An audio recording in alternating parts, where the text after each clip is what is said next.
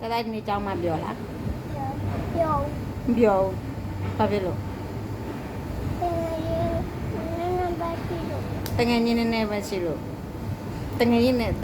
စကားပြောတာနားလဲလားနားလဲတယ်တငယ်ချင်းနဲ့ဘာပြောလဲတသား ဘာမှမပြောဘူးတသားငိုပဲငိုနေတာပေါ့အဲ့လိုဘာဖြစ်လို့ငို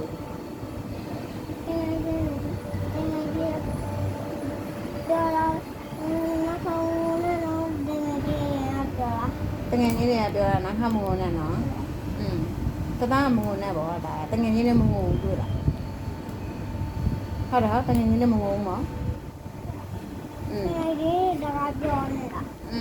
တငယ်ချင်းနဲ့စကားပြောနေတာမနေ့ကကြာငိုအောင်မလားမငိုတော့သိကြလားအခုကထမင်းစားပြီးကြကြောင်း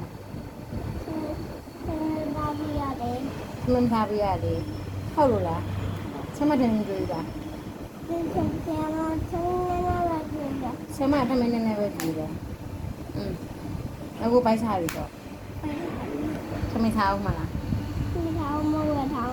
ထမင်းမစားဘူးမဟုတ်ပဲစားမယ်အဲ့ဒါဆိုလို့ရှိရင်ထမင်းစားတာမဟုတ်ဘူးပေါ့မဟုတ်စားတာဟုတ်လားဆောက်လုံးစားပါ